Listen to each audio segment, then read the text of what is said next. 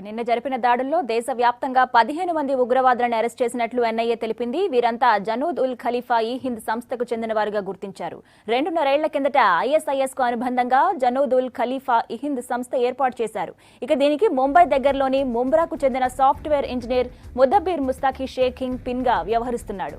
ఇక హైదరాబాద్ లో పట్టుబడ్డ నలుగురు 6 నెలల కిందే ఈ సంస్థతో పరిచయం పెంచుకున్నట్లు తెలుస్తోంది. ఫోన్లు, సోషల్ మీడియా ద్వారా ఐఎస్ఐఎస్ భావజాలం వ్యాప్తి చేయడం ద్వారా యువకులను టెర్రర్ యాక్టివిటీస్ లోకి ఆకర్షిస్తున్నారు.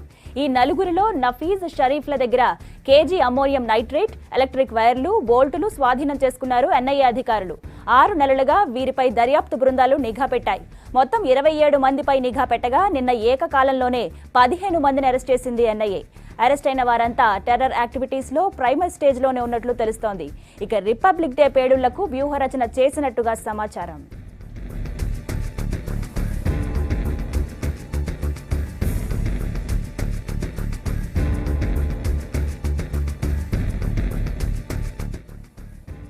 ఉగ్రవాదుల అరెస్టు అలాగే విచారణకు సంబంధించి మరిన్ని డీటెయిల్స్ సంపత్ అందిస్తారు. సంపత్, చెప్పండి, ఎన్ఐఏ అరెస్టులపై మీ దగ్గర ఉన్న సమాచారం చెప్పండి. అలాగే హైదరాబాద్ లో ఇప్పటికే నలుగురు పట్టుబడ్డారు కదా, పోలీసుల ఎంక్వైరీ ఎలా సాగుతోంది?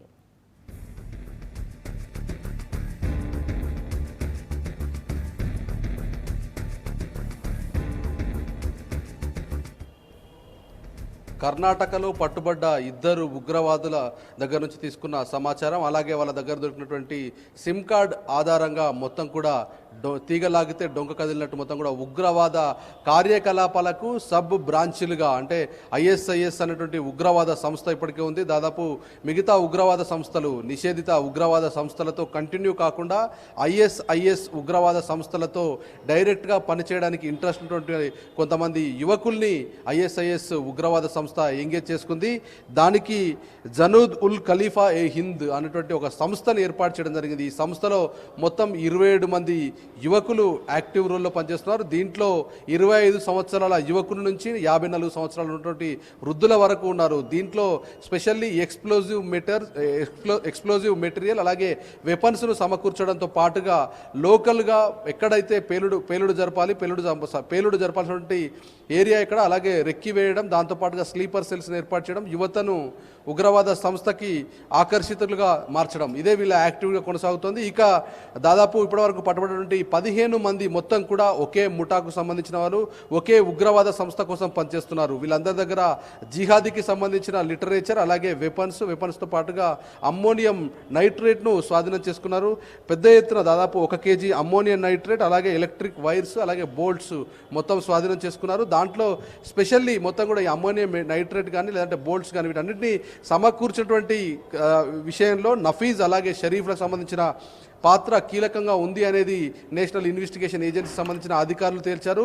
వీళ్ళు మొత్తం కూడా జనవరి 26 గణతంత్ర దినోత్సవ వేడుకల్లో పేలుళ్లు జరపాలన్నటువంటి ఒక కుట్రతోనే మొత్తం వ్యవహరిస్తున్నట్టు తెలుస్తుంది. ఏదేమైనా దాదాపు 6 బృందాలుగా వీళ్ళంతా విడిపోయారు. 27 మంది 6 బృందాలుగా విడిపోయి 6 రాష్ట్రాల్లో ఉన్నటువంటి ప్రధాన నగరాల్లో పేలుళ్లకు పాల్పడాలి, at a time serial blast చేయాలన్నటువంటి ఒక వ్యూహ రచన చేసినట్టుగా ఫైండ్ అవుట్ చేశారు. అయితే దీనికి ఐఎస్ఐఎస్ ఇచ్చినటువంటి ఇండికేషన్స్ మేరకే వీళ్ళు మొత్తం కూడా పనిచేస్తారు. కేవలం జనూద్ ఉల్ ఖలీఫా ఈ హింద్ అనేది దాదాపు 2.5 ఏళ్ల క్రితం స్థాపించినప్పటికీ ఇది మొత్తం కూడా ఐఎస్ఐఎస్ ఉగ్రవాద సంస్థ ఇచ్చినటువంటి ఇండికేషన్స్, వాళ్ళు టైమింగ్ ఎప్పుడు చెప్తారో దాన్ని బట్టే పనిచేయాలి. కానీ ఎక్కడా కూడా ఐఎస్ఐఎస్ ఉగ్రవాద సంస్థ మొత్తం కూడా ఈ ఉన్నటువంటి 27 మందిని ఒకేసారి సోషల్ నెట్వర్క్లో ఇంటరాక్ట్ చేయించారు. కానీ ఒకరికి ఒకరు సంబంధం లేకుండా దాదాపు 7.5 కాలంగా కార్యకలాపాలు కొనసాగించారు. 6 నెలల నుంచి మొత్తం కూడా పేలుళ్లకు సంబంధించి వ్యూహరచన చేశారు. కాబట్టి జనవరి 26న పేలుళ్లు జరపాల్సి ఉంది, మీరంతా కమ్యూనికేట్ చేసుకోవాలన్నటువంటి ఒక ఇండికేషన్ ఐఎస్ఐఎస్ ఉగ్రవాద సంస్థ ఇచ్చింది. దానికి ముదబ్బీర్ ముస్తాక్ షేక్ అనేటువంటి వ్యక్తి ఎవరైతే జనూద్ ఉల్ ఖలీఫా ఈ హింద్ అనేటువంటి సంస్థను ఏర్పాటు చేశాడో, ఐఎస్ఐఎస్ సూచనల మేరకు జనూద్ ఉల్ ఖలీఫా ఈ హింద్ అనేటువంటి సంస్థను ఏర్పాటు చేసిన తర్వాత దీనికి సబ్ లైన్లో 27 మందిని రిక్రూట్ చేసుకున్నారు. దీంట్లో హైదరాబాద్, వీళ్ళు మొత్తం కూడా ముంబై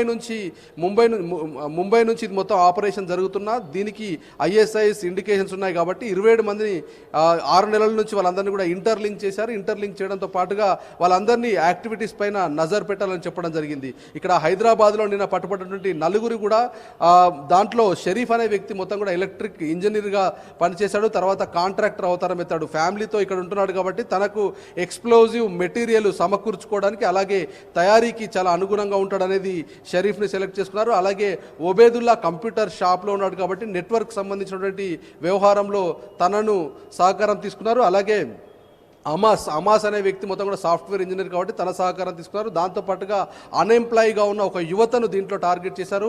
నఫీజ్ అనే వ్యక్తిని ట్రాప్ చేసి ముందుగానే దాదాపు 6 నెలల నుంచి మొత్తం యాక్టివిటీ జరిగిన తర్వాత ఈ నలుగురిని ఇంటర్లింక్ చేసి నలుగురిని కమ్యూనికేట్ చేయించి 6 నెలలుగా ఒకరికొకరికి సంబంధాన్ని ఏర్పాటు చేశారు.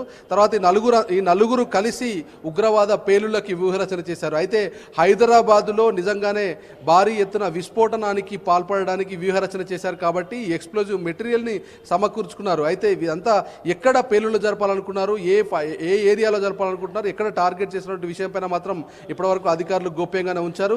ఏదేమైనా ఇప్పటివరకు 15 మంది పట్టుబడ్డారు. మిగతా సంబంధించినటువంటి 12 మందిని పట్టుకునే పనిలో దర్యాప్తు సంస్థలు జల్లెడ పడుతున్నాయి. మరోవైపు రాష్ట్రంలోనూ అయ్యేటట్టుగా ఉండాలని ప్రకటించారు. హైదరాబాద్ బేస్గా ఖచ్చితంగా యాక్టివిటీస్ కొనసాగుతున్నాయి. 2.5 సంవత్సరాలుగా ఒక ఉగ్రవాద సంస్థ ఆపరేట్ చేస్తూ ISIS ఉగ్రవాద సంస్థపై మొత్తం కూడా పోలీసు అధికారులు కానీ దర్యాప్తు బృందాలు కానీ ఎక్కువగా నజర్ పెట్టాయి. కాబట్టి ఇలాంటి సబ్ ఉగ్రవాద సంస్థలుగా జనూద్ ఉల్ ఖలీఫా అనేటువంటి ఒక సంస్థను ఏర్పాటు చేసి అక్కడి నుంచి ఆపరేషన్ చేశారు. కాబట్టి దాదాపు చాలామంది యువకులు ప్రేరేపితులై అటువైపు ఆకర్షితులయ్యారు. కాబట్టి వాళ్ళందరినీ కౌన్సిలింగ్ చేయాలి, ప్రాథమిక దశలో ఉన్న వాళ్ళను కౌన్సిలింగ్ చేయాలి. అలాగే ఇన్డెప్త్గా వెళ్ళి ఆపరేషన్స్లో పాల్గొనడానికి ప్రయత్నించిన వాళ్ళను అరెస్ట్ చేయాలనేది ఇప్పటికే స్థానిక పోలీసులకు కూడా దర్యాప్తు సంస్థలు ఇన్ఫర్మేషన్ ఇచ్చారు. ఏదేమైనా హైదరాబాద్లోని నగరం నడిబొడ్డున ఇలాంటి ఉగ్ర జాడలు బట్టబయలు కావడం, దాంట్లోనూ అంత ఈజీగా అమ్మోనియం నైట్రేట్ కానీ లేదంటే పేలుడు పదార్థాలకు సంబంధించిన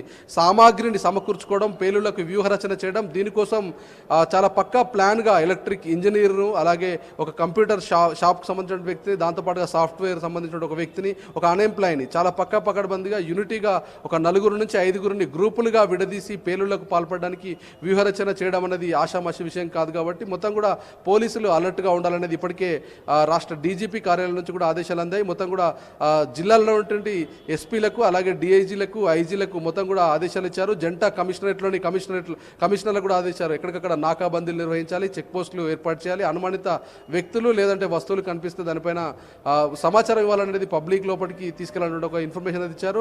మొత్తానికి ఉగ్రవాద కార్యకలాపాలకు హైదరాబాద్ ప్రతిసారి అడ్డాగా మారుతుంది. ఉగ్రవాద కార్యకలాపాలు ఎక్కడ జరిగినా, పేలుళ్ళు ఎక్కడ జరిగినా దాని లింకులు హైదరాబాద్నే బయటపడుతున్నాయి. ఈసారి పట్టుబడ్డటువంటి వాళ్ళలో కూడా 15 మందిలో ఎక్కువ మెజారిటీ పర్సన్స్ ఇక్కడనే పట్టుబడ్డారు. కాబట్టి దీనిపైన మొత్తం కూడా కాన్సన్ట్రేట్ చేసి జనవరి 26 వేడుకల్లో జరిగినటువంటి పేలుళ్లకు సంబంధించిన వ్యూహరచనను భగ్నం చేయడానికి పోలీసులు సర్వతా ప్రయత్నం చేస్తున్నారు. Right Sampath, thank you.